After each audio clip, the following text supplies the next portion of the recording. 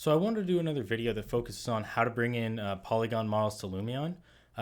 In this video, I am going to be using Blender again. If you don't already have it, I really recommend you do download it because I'm going to show you why I actually bring it into Blender before I bring it into Lumion. There is one reason, I guess, that I like to change the metal. There are kind of ways around that, but I'm just going to show you how to do it that way. But I'm also going to show you how to export the FBX to bring into Lumion with all of the color maps already on it. So yeah, we'll hop into that. Now I just downloaded this. You want to set it to Blender and then it'll be set to cycles. You shouldn't have to change any of this stuff and you just hit download. And then we're going to go into Blender. So I am going to open this. I'm going to drag. I do need to download it again. Sorry, I just removed it. But the what you're going to have to do is you're going to have to open up the zip file and then bring it onto your desktop. And this will just take a second. So just get set up in Blender. That should be good to go. And this should only just take another second. Okay, so I'm going to take the food platter. And I'm just going to throw it on my desktop. And that should be good. Okay. Then I'm going to go into Blender. You don't have to hit anything.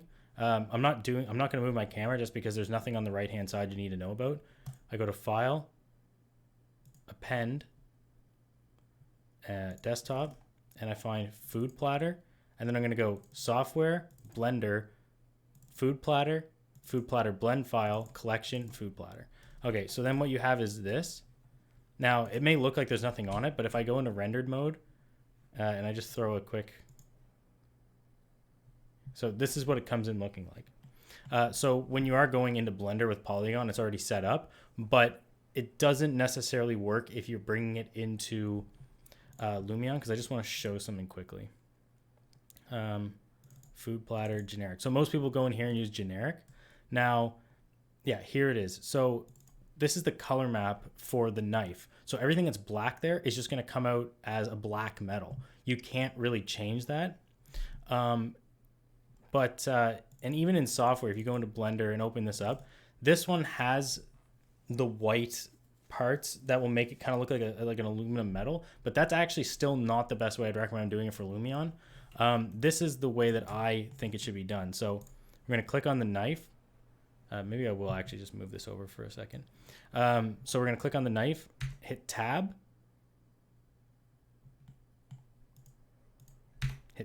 Sorry, I don't know why it didn't work the first time. But so now we're in edit mode. I just like to click on one of these vertices here, hit L on it, and then we're going to zoom in. And then without clicking anything else, you just hover over it and hit L, hit L, hit L. So L is just select length.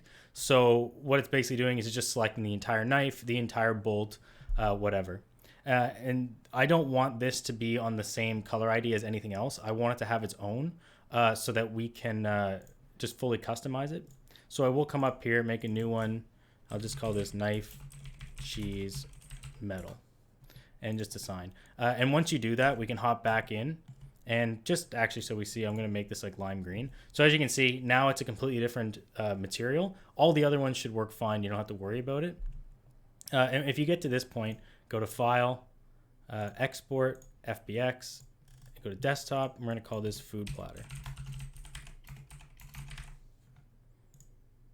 And then that should be good. So I'll just minimize Lumion for now. Or minimize Blender, sorry, and we'll go into Lumion.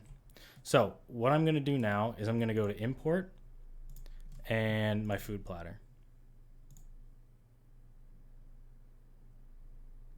And this is why I like going into Blender first and appending it in, is because when you do it like this and then export your own FBX, it actually comes with all the color maps already set and everything's in the right place. Because if you normally just download it from Poliigon and you go to the generic folder, I'll show you how it comes in. So yeah, these are all individual. So if you said, okay, well, we just want like the pizza paddle board, it comes in with no textures on it. I'm not completely sure why that is, but it is not what you want to do. Like it's going to take a long time to set up. Plus, you're going to have to go through every single one of those models and just set it up exactly how it already is. Whereas if you do it in Blender, you basically append it in, change the metal so that it's a different material ID, and then you're ready to go.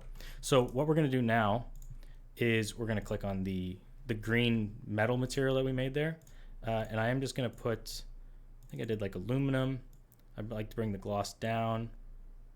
And then I think I made, you can make it like maybe a tiny touch specular. This isn't really that important. And weathering. I put a little bit of weathering on it.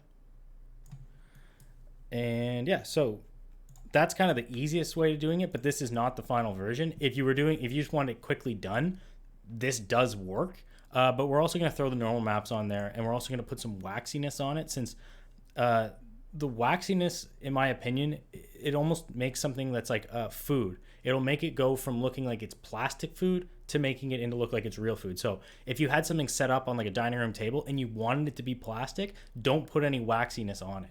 I will move my camera.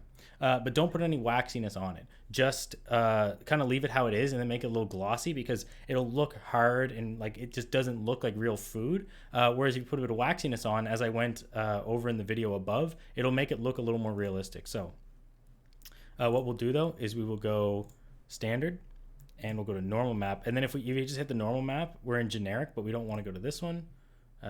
We want to be in this one.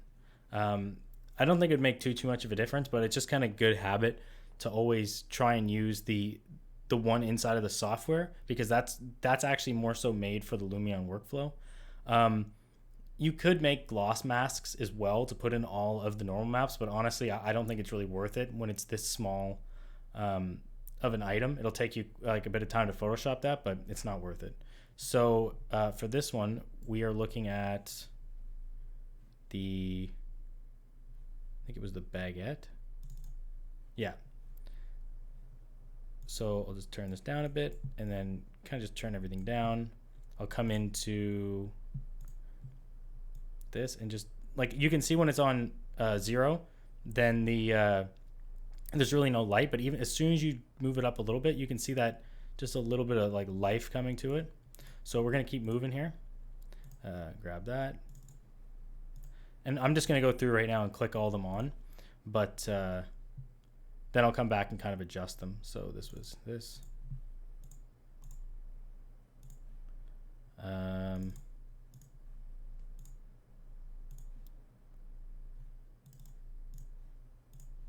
think I grabbed the right one there, right? No, I grabbed the wrong one. So this is supposed to be the crumbled one. And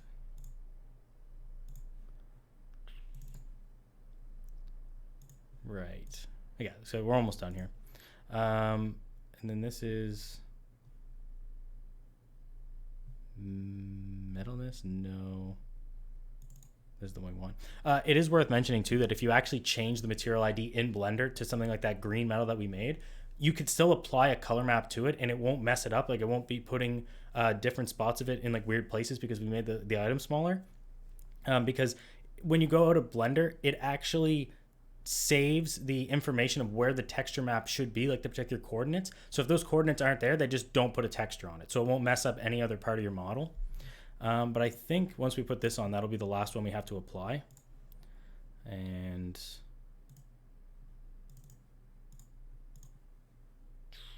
yeah, here. So what I'm going to do now is I'm just going to kind of come in and start turning some stuff down. A good place to kind of look on this too is around this rim. It's kind of hard to see the flat surface on how it's going to look, but right along here you can kind of see like how reflective it is. So there's nothing there, but we do want it a little bit glossy, so we'll put it about there. This one we'll just turn it down because I don't want that to be too crazy. Waxiness up. And then we're basically going to do like the same thing. If you want it to have more, I guess, definition, you change the relief, but you don't really need to do it for any of these. So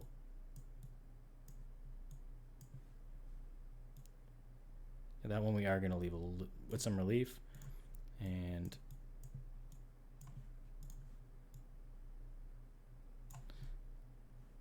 this one, yeah, it does take a little bit of playing around with, but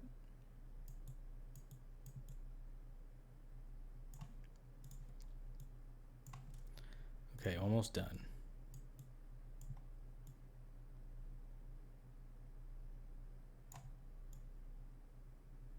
This one's a really good example. When you turn the waxing and stuff, like you can just see how much better it looks. This needs to come up.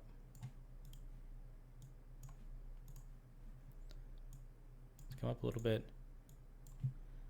And so yeah, I think that's pretty good. We don't want to put waxiness on the wood though, so be careful of that. And I will just bring this one down a little bit to match it. So I think that's basically it. You can kind of adjust this. Like if you think that the metal doesn't quite look right on this, like I think I'm going to actually make it a little less reflective. So yeah, I might just bring that. No, actually I'm going to leave that up. I'll just bring this down. And then what I'm also going to do is I'm going to come into objects. I'm going to drop a reflection control. Oh, I already had one in there. But yeah, that might just help you kind of get a nice reflection. So I'm going to zoom in now.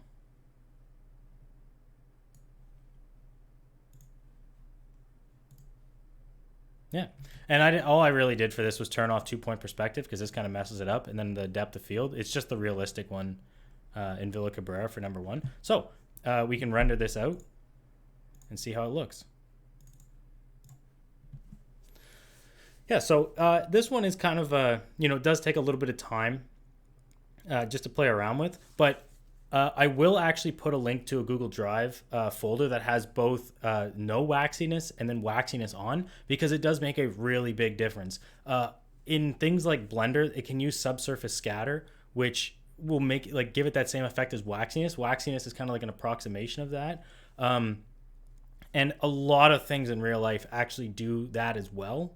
It just light will go into it and some will get absorbed, some will bounce away.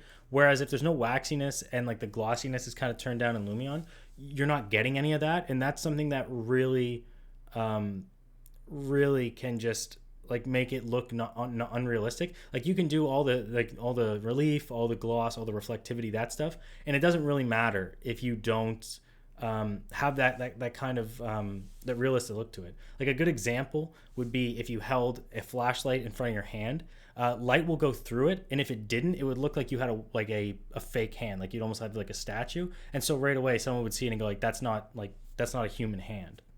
But anyways, yeah, I hope that you guys found this helpful.